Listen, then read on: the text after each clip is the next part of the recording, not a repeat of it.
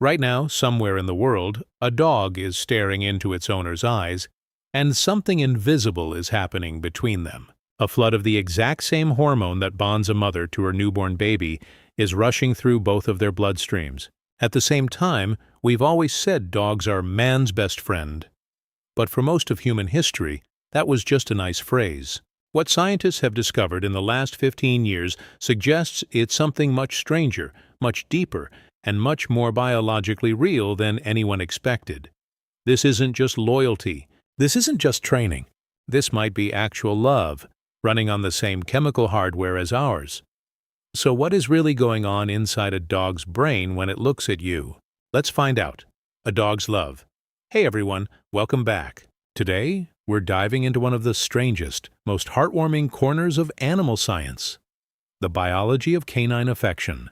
We'll cover the hormone loop that connects you and your dog, what brain scans reveal about how dogs actually feel about you, why dogs may have literally evolved to love us, and whether dogs experience something close to a human-style attachment. Stick around, because the ending of this video might change the way you look at your dog tonight.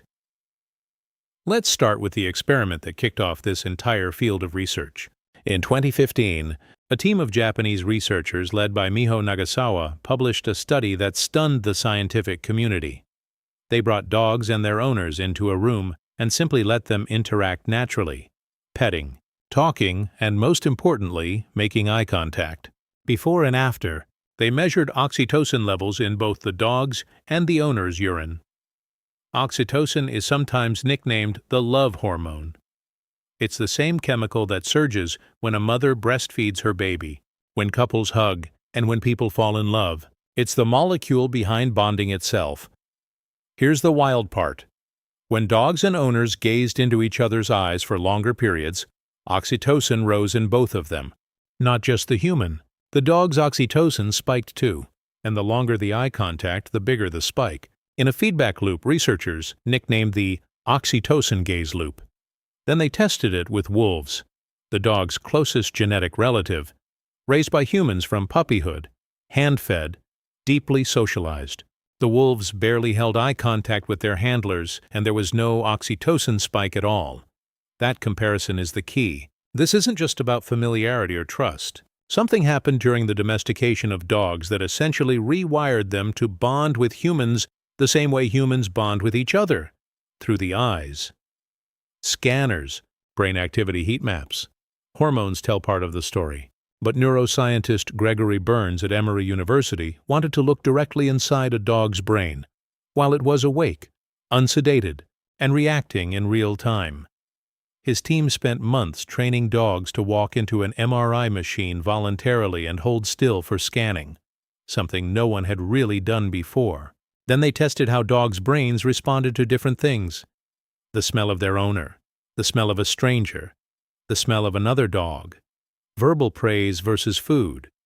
A few things stood out.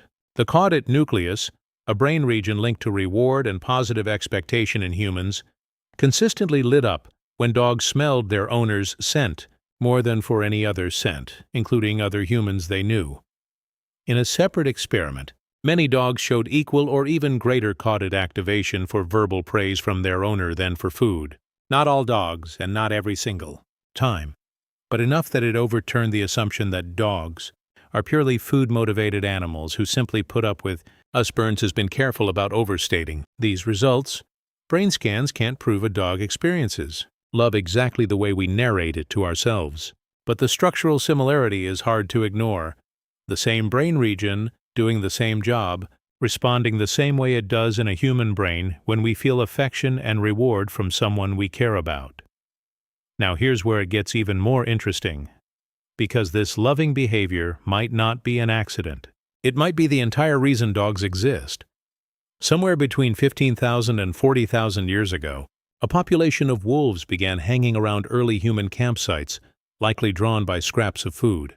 Over generations, the wolves that were calmer, friendlier, and less aggressive toward humans got more access to that food and had better survival odds. Researchers call this survival of the friendliest. Genetic studies have found something remarkable to back this up.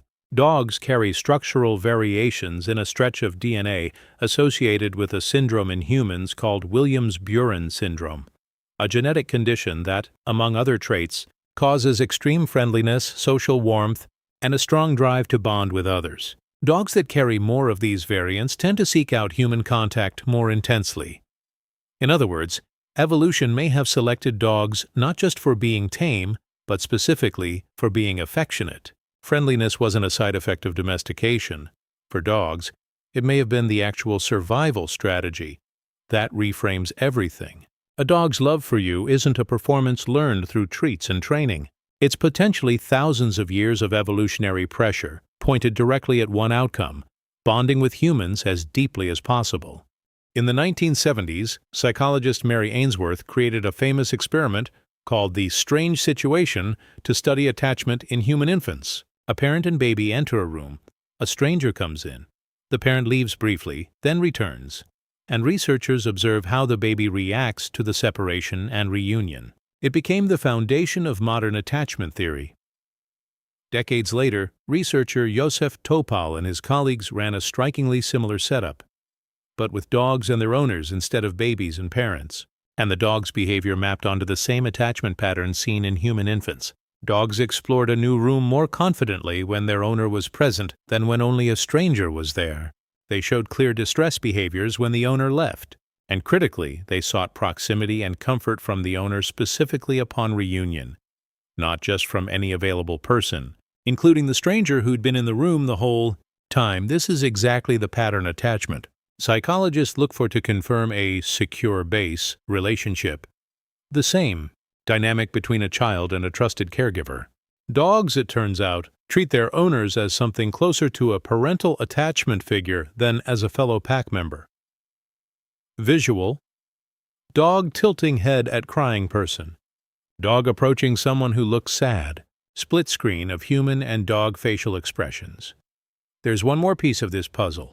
Dogs aren't just bonding with us emotionally, they're actively monitoring how we feel. Studies have shown dogs can distinguish human facial expressions of happiness from anger, even from people they've never met before, using visual cues alone.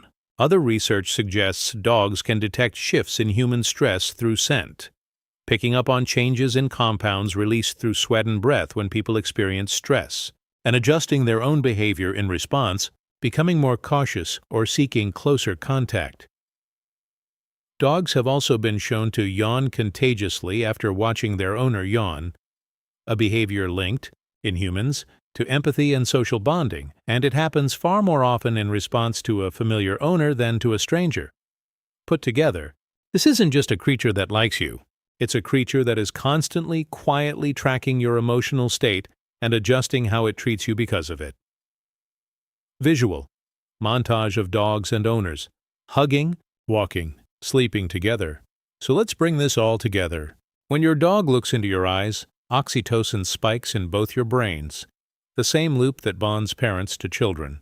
Brain scans show dog reward centers lighting up for your scent and your voice, sometimes more than for food. Genetic evidence suggests dogs may have been shaped by evolution specifically to seek deep bonds with humans. Behaviorally, dogs treat their owners the way human infants treat a parent, as a secure attachment figure. And dogs are constantly reading your emotional state and responding to it. None of this proves dogs experience love in the exact same conscious, narrated way humans do. We can't fully climb inside another species' mind, and scientists are careful about that distinction, but the hormonal, neurological, evolutionary, and behavioral evidence all point in the same direction. Whatever is happening in a dog's brain when it looks at you, it is remarkably, biologically close to love as we know it. Visual: dog looking directly at camera, slow zoom, warm lighting. So next time your dog stares up at you for no obvious reason, no treat in your hand, no door to open, maybe that's not nothing. Maybe that's thousands of years of evolution, a flood of oxytocin, and a brain wired for exactly one thing: you. If you enjoyed this, hit subscribe for more deep dives into the hidden science behind everyday life. And let me know in the comments, what's the strangest thing your dog has ever done that made you feel like they truly understood you? See you in the next one. End card. Outro music. Production notes estimated runtime at natural pace, 140 WPM, approximately 13 minutes. Suggested B-roll, slow motion dog close-ups, oxytocin molecule animation, MRI scan footage, stock or licensed, ancient wolf or dog domestication timeline graphic, side-by-side human-infant or dog attachment footage, pacing tip, slow down delivery during segment 1, oxytocin, and segment 4, attachment. These are the emotional anchor points of the video.